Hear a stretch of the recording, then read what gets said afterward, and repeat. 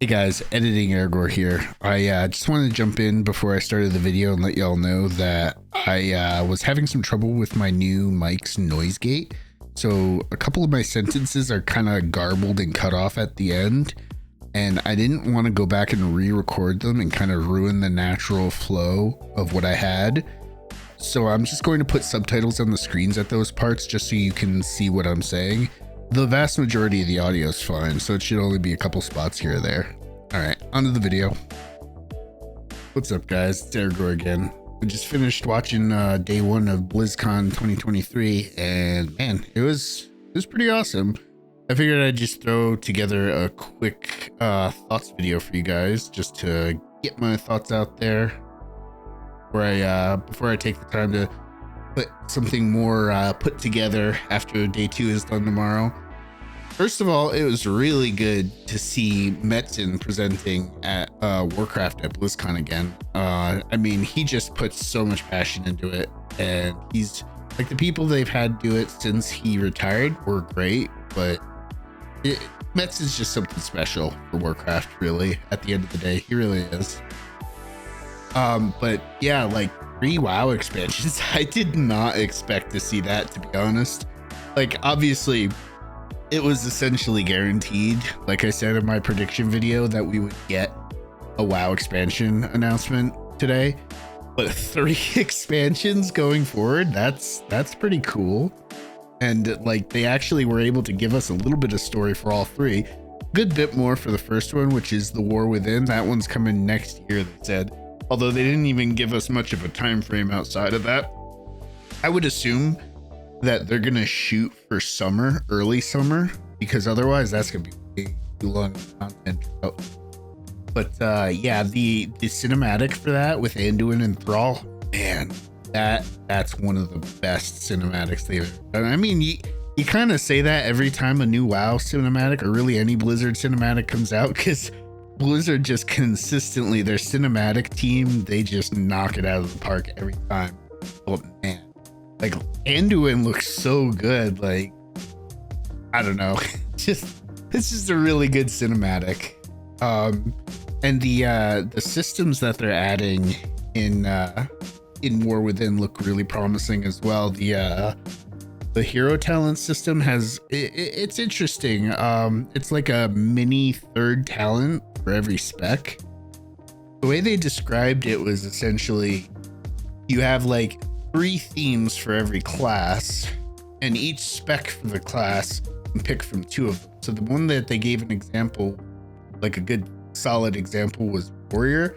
Their 3 hero talents were Mountain Thane, Colossus, and Slayer. And if I remember right, Fury only had access to Mountain Thane and Colossus or Slayer, and Prot only had access to Mountain Thane and Colossus, and presumably Arms only has access to Slayer and Colossus. So that's an interesting way to do it. And each one, I don't know if I misheard this, but it sounded like they said that each one has 10 talents with a couple of choice nodes, and by the time you hit 80, you'll get all 10. Like, obviously the choice nodes, you'll only be able to get one of the choices, but you'll get all 10 and your choice nodes, essentially. That's what it sounded like to me, which is cool, because that means it's outside of the choice nodes themselves, it's not really a build that you're picking within the tree. It's you're picking the theme that you want your build to be around, and then you just kind of get that theme, which is, it's a neat idea. I like it a lot. Then as for delves sounded kind of cool. I always like seeing Bram Bronzebeard come back. He's one of my favorite characters, and they like to bring him back every once in a while, which is cool to see. And I like that it's like small scale content. They said it's for 1 to 5 players, so you can even play it solo. I frequently, when I play WoW, I wind up without a guild, because I tend to play at the beginning of an expansion with my group of friends, and then they'll quit the game like a month after the first raid, and then I'll keep playing here or there, and I wind up playing solo more often than not. So having something like that for me to do by myself or with a couple of other friends, and not needing like a big serious group, that's pretty nice to me. I was a little confused about how warbands are meant to work, because it felt like maybe I just didn't fully understand it, but it sounds like it's not really like a system per se, but more of a design philosophy going forward around alts, because it essentially sounds like the vast majority of what you do on your main character will now be unlocked on all of your alts, with like the obvious exceptions of like leveling and gear and probably a couple other things I'm not thinking of, but like reputations, renown, transmogs, achievements, all of that stuff is going to be account wide now. So that's pretty cool. That's really good, especially there's a lot of people, myself included, who like to play every class and don't generally have as much of a main. And that's really good for people like that. So I'm looking forward to that. And then we're getting Earthen as an allied race for both factions. That's cool. I've wanted to play Earthen for a long time. Historically, I've always been a big time dwarf player. I like dwarf lore a lot, especially now, so that's good for me. It's another option for a dwarven look, and I'm looking forward to Nerubians coming back. I loved Nerubians in Northrend. They just look so cool, and it'll be really interesting to see what they were like before they were enslaved. I was a little surprised to see Xalatath come back. It's been a bit since we last saw her. She's always been a very sneaky and manipulative character, so having her in the story will definitely have some interesting twists and turns going, to say the least. I was also pretty excited or not excited so much, but just happy to see them already leveraging the technology they developed for Zaralek Caverns with the whole seamless transition into an underground zone. They're using it for the majority of the new zones because most of it is all underground except for the Isles of Dorn. So that'll be a lot of fun to do dynamic flying through. And as for like the classic WoW stuff, I've been playing a lot of classic WoW lately, especially hardcore. I've been really enjoying hardcore. I haven't really touched classic Wrath too much because I already played that back in the day, so I didn't really care to do it again that much, to be honest. But classic Cataclysm will be really cool to see. I actually didn't play Cataclysm very much because I actually don't remember. It was a while ago. I don't remember why I quit Cataclysm, because I think it just wasn't working for me, even though I know it's actually a pretty good expansion. But I'm looking forward to checking it out again. It should be cool. And the Season of Discovery sounds really cool. It's really interesting. The rune system with being able to like engrave new abilities onto your gear, so you can be like a tank shaman or a tank rogue or a tank warlock. Like that's cool. There's going to be a lot of potential with that system, and I'm interested to see what levels they decide to have as their level caps outside of or out after level 25. I feel like one of the obvious ones is to have like for what dungeon to turn into a raid.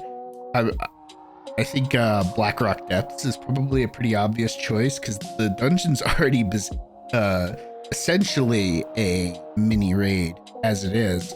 So turning it into a raid would be pretty straightforward. You just have to make the bosses more, essentially just more. I'm also hoping that later down the line, after Season of Discovery has been out for a while, that we'll get a hardcore version of it. I feel like the combination of hardcore with the like trying to find the various runes that you want for your build would be really cool. Also, Season of Discovery is coming at the end of this month, so that's kind of crazy. I'm looking forward to trying that out. That should be a lot of fun. And as for Diablo, because that's the Blizzard game I've been playing the most lately, is Diablo 4. They announced an expansion. I didn't think that they were going to go straight into Nairel's story. I thought they were going to make us wait a little bit first. but they decided that they're just going to go straight into it. So they're giving us the Vessel of Hatred, which, like I said, is following directly on with Neyrel's story with her having Mephisto's Soul Stone. And it sounds like we're going to Nahantu Jungle, I think they said it was called. That's pretty cool. And they confirmed that there's going to be a new class, and that it's going to be a class we've never seen in the Diablo franchise before. But they didn't tell us what the class is going to be. They didn't even confirm what the theme around. We still don't know if it's going to be a holy based class, but that does still make the most sense because that's what we're missing. And it's been a staple since Diablo 2. Paladin and Crusader in Diablo 2 and Diablo 3, and Crusader again in Diablo Immortal.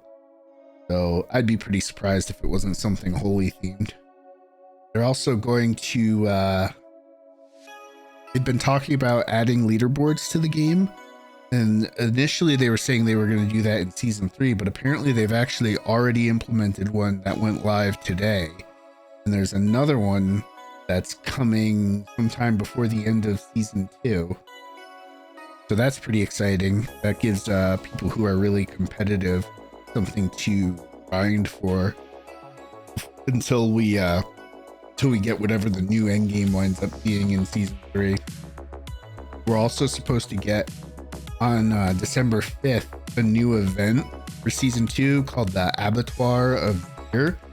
They didn't go into much detail on it. We're probably going to get more detail tomorrow in the campfire chat, but they said that it's a pinnacle event that starts really hard and gets more difficult as you progress through it, and it rewards a special new paragon glyph made from Zyr's blood. So I have a feeling what that's going to be is it might be a way to get a vampire, one of the vampiric powers without having to have pacts for it, which would be pretty interesting. Or it could be something based on, like, if you have, for every vampiric pact you have activated or something like that, you get a multiplicative damage increase or something like that. There's a few things they could do that would be cool. And they're also doing what sounded like a Christmas themed event, although they just kind of said wintry. I think it's like more of a general winter holidays event that's going to start on December 12th. They kind of teased like some kind of monster that sounds Santa Claus adjacent, so that could be interesting. We get to hunt down Santa Claus and kill him for his big sack of loot. That'd be pretty fun. I'd like doing that. And then for Overwatch, I don't play Overwatch a whole lot, so my opinion on the stuff they talked about is pretty limited, but the new hero looks cool. And they said they have 3 other heroes lined up getting ready to go live in the near future, so that's pretty cool. There's a lot of content coming. The new game mode they talked about, though, Clash, it sounded kind of samey compared to some of the other game modes they have in the game already.